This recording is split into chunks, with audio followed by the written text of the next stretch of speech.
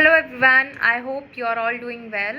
I am Aditi Singh and I have secured All India rank 859 in UPSC CSE 2025, and today in this video I'll be sharing my strategy for GS3. So for that, firstly I would like to tell you that I have written two mains. In 2024 I have only scored 58 marks in GS3, that is quite low, and from there I have increased my score to 77 in 2025 UPSC mains in GS3. सो इस video में मैं यही strategy आपके साथ share करूँगी कि मैंने क्या क्या चीज़ें फॉलो करी हैं और कहाँ पहले मुझसे गलती हो रही थी। तो मुझे जो ऐसा लगता है कि जहाँ गलती हो रही थी वो है कि क्वेश्चन की डिमांड को नहीं समझना, first thing. Second thing is answer writing practice नहीं करना। थर्ड थिंग इज़ जो मैंने आंसर्स अपने लिखे थे पहले, वो थे, मैं पैराग्राफ में आंसर्स लिख रही थी, जिसकी वजह से काफ़ी सारे डायमेंशंस या फिर की पॉइंट्स थे वो मिस हो जा रहे थे। फोर्थ इज़ इवैल्यूएशन नहीं करवाना। तो मुझे पता ही नहीं था कि क्या सही है क्या गलत है, तो उस वजह से भी काफ़ी दिक्कत आई थी मुझे 2024 मेंस में। ऑल्सो जो फिफ्थ थिंग मुझे ऐसे लगती है वो PYQs पे कम ध्यान देना था। तो ये कुछ 5 मिस्टेक्स जो मैंने पहले के अटैम्प्ट में करी थी। जो स्ट्रैटेजी मैंने इस बार फॉलो करी है वो यही है कि सिलेबस को सबसे पहले हमें बहुत अच्छे से समझना पड़ेगा। GS3 का सिलेबस है वो फेयरली इक्वली डिवाइडेड है, एंड अगर हम एनालाइज करेंगे कि किस तरीके से क्वेश्चंस पूछे जाते हैं या फिर PYQ से हमको पता चलेगा कि ऑलमोस्ट इक्वल ही मार्क्स डिस्ट्रीब्यूशन है। तो हमें ये बात अपने दिमाग में रखनी होगी कि इसमें जितने भी जो सब्जेक्ट्स हम पढ़ेंगे वो इक्वली डिवाइडेड हैं और इक्वल मार्क्स कैरी कर रहे हैं। तो सिलेबस की अगर मैं बात करूं तो फर्स्ट इज़ हमारा जो कोर इकोनॉमी का सेक्शन होता है, सेकंड इज़ एग्रीकल्चर का सेक्शन है, third is disaster management and environment जो कि मैं क्लब करना चाहूँगी, fourth is science and tech, and fifth is internal security. तो सबसे पहले मैं अपने रिसोर्सेज के बारे में बात करना चाहती हूँ कि मैंने क्या फॉलो किया था। तो मोस्टली मैंने जो इससे पहले जो टॉपर्स रहे हैं उनका कोई भी एक बेस मटेरियल जो नोट है उनको उठा लिए, नोट्स को उठा लिए थे। फॉर एग्ज़ाम्पल मैंने एग्रीकल्चर के नोट्स उठाए एंड उसमें अपना वैल्यू एडिशन कर लिया कोई भी एक रिसोर्स को यूज़ करके। अब ये रिसोर्स आपका कुछ भी हो सकता है, आप इंटरनेट से की हेल्प ले सकते हैं, आप कोई कोचिंग की बुकलेट की हेल्प ले सकते हैं, या फिर आप कोई बुक से सब्सटेंशिएट कर सकते हैं इसको।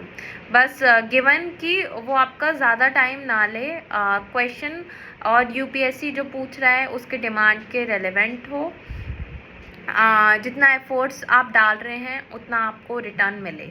तो इस हिसाब से आप कुछ एक जितने भी सिलेबस के पॉइंट्स दे रखे हैं उसके आप खुद के एक बेस मटेरियल नोट्स को तैयार कर सकते हैं। मैंने इसी वे में किया था। तो यहाँ पर जो मैंने कुछ रेफ़र किए थे वो यही थे कि मैंने ओनली IAS का जो प्रहार होता है वो उससे अपना कुछ वैल्यू एडिशन किया था, विवेक सिंह सर की जो बुक है उससे कुछ वैल्यू एडिशन किया था। फिर एक सीनियर हैं पारस चितकारा सर, मैंने उनका यूट्यूब पे वीडियो इंटरनल सिक्योरिटी के लिए देखा था। उन्होंने 3 घंटे में लगभग इंटरनल सिक्योरिटी को कंप्लीट करा रखा था। तो यहाँ से मैंने अपने कुछ बेसिक मटेरियल नोट्स जो हैं वो इकट्ठे कर लिए थे।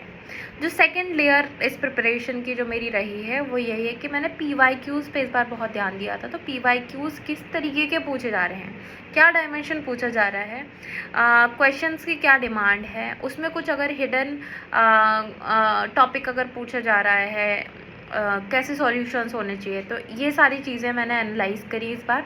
ऑल्सो जो सॉल्व PYQs होते हैं वहाँ से मैंने खुद के नोट्स निकाल लिए थे। तो उसमें मेरे प्रॉपर उसी वे में नोट्स थे कि इंट्रोडक्शन कैसे होना चाहिए, बॉडी में हमारे क्या क्या जाना चाहिए।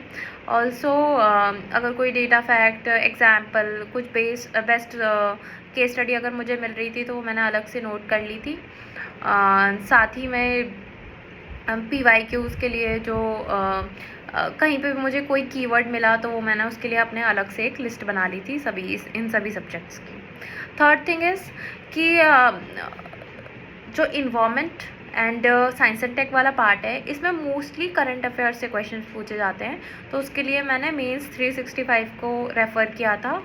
और इससे पहले भी जो प्रीवियस 12 मंथ्स की मंथली मैगज़ीन थी, मैंने उन्हें भी पढ़ा था, तो वहाँ से मैंने अपने मेंस स्पेसिफिक जो नोट्स मुझे लगते थे कि रेलेवेंट है, उसका एक गूगल डॉक बना लिया था एंड उसी को ही मैंने काफ़ी एक्सटेंसिवली यूज़ किया है। तो ये हो गया बेसिक मटेरियल एंड PYQ से हम कैसे अपना एक रिसोर्स पूल हम बना सकते हैं, जहाँ पर हम उसको क्रिस्प वे में रखें ताकि हम बार बार रिवाइज़ कर पाएँ अपने एग्ज़ाम से पहले।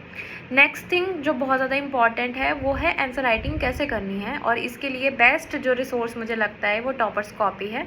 आप टॉपर्स कॉपी को इस तरीके से सिलेक्ट कर सकते हैं कि पिछले कुछ सालों में इस पर्टिकुलर GS3 के लिए किसके सबसे ज़्यादा मार्क्स आए हैं, और आपकी राइटिंग स्टाइल के हिसाब से आपको जो टॉपर सुटेबल लग रहा है उसके आप कुछ 8 से 10 टॉपर्स की कॉपीज़ निकाल लीजिए।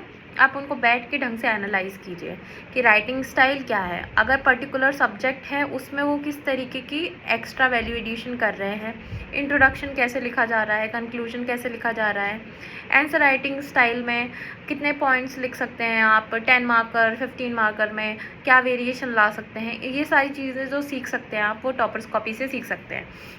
मैंने टॉपर्स कॉपी को एनालाइज करके वहाँ से अपने खुद के नोट्स बनाकर एक छोटा सा पतला सा डॉक्यूमेंट बना लिया था, और वहाँ से मैंने आंसर राइटिंग सीखी है। नेक्स्ट है इस आंसर राइटिंग की प्रैक्टिस एंड इवैल्यूएशन। तो प्रैक्टिस के लिए व्हाट आई डिड वाज कि UPSC के जो 2022 से लेकर 24 तक के पेपर्स थे वो मैंने 3 घंटे में बैठ के सॉल्व किए हैं। साथ ही में विजन जो अभ्यास होता है 2025 का, वो मैंने सेंटर पे जाकर दिया था। एंड 2022, 23, 24 का विजन अभ्यास मैंने घर पे बैठ के खुद 3 घंटे में लिखकर उसकी प्रैक्टिस कर ली थी। इसके इवैल्यूएशन के लिए मैंने अपने मेंटर की हेल्प ली थी, जो कि Ravi sir from versatile IAS हैं। उन्होंने बहुत ही अच्छे से इवैल्यूएट करके मुझे ये बताया था कि मैं कहाँ गलती कर रही हूँ, कहाँ मैं सुधार ला सकती हूँ, और GS3 में पर्टिकुलर सब्जेक्ट्स हैं उनकी क्या डिमांड होनी चाहिए। फॉर एग्ज़ाम्पल इंटरनल सिक्योरिटी है, तो वहाँ पर कुछ इंपॉर्टेंट कमिटीज़ हैं जिनके नेम्स अगर आप अपने आंसर में डालेंगे तो वो बहुत अच्छा लगेगा। सिमिलरली फॉर एग्रीकल्चर है, आप उसमें डेटा डाल सकते हो, कुछ कीवर्ड डाल सकते हो, एग्रीकल्चरल कीवर्ड्स, हाँ, जो कि आपके आंसर को और बेहतर बनाते हैं। अगर आप इकोनॉमी में आंसर लिख रहे हैं तो मेक श्योर कि आप उसमें करेक्ट डेटा को मेंशन करें, और डेटा से अपने आंसर्स जो आप बोलना चाह रहे हैं अपनी बात को, उसको काइंड ऑफ सब्सटेंशिएट करें। रही बात environment, disaster management and science and tech की, तो मैंने कोशिश की है कि इसमें मैं डायग्राम्स ऐड कर पाऊँ, फ्लो चार्ट ऐड कर पाऊँ, और अगर कुछ नया टर्म आया है तो उसको डेफिनेशन बेस्ड इंट्रोडक्शन देकर उसके बारे में जो भी पूछा गया है वो क्वेश्चन की डिमांड के हिसाब से मैं आंसर कर पाऊँ। और ये चीज़ मुझे रवि सर ने सिखाई है कि हमें एक्स्ट्रा फालतू चीज़ें जो हमें आती हैं वो हमें नहीं लिखनी है, बल्कि हमें वो लिखनी है जो एग्जैक्टली क्वेश्चन में पूछा गया है। तो इस तरीके से मैंने अपनी तैयारी करी है।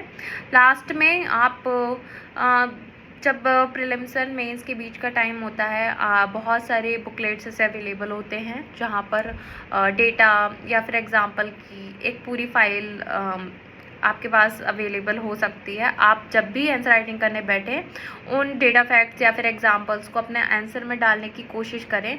इस वे में प्रैक्टिस करेंगे तो वो आप रेप्लिकेट इजीली कर पाएंगे अपने एग्ज़ाम में।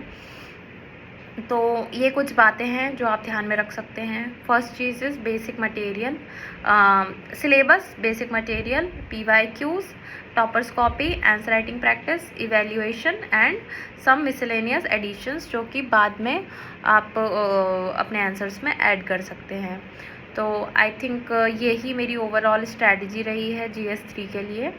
सो आई होप कि आपको आपके लिए ये हेल्पफुल रहे। Thank you.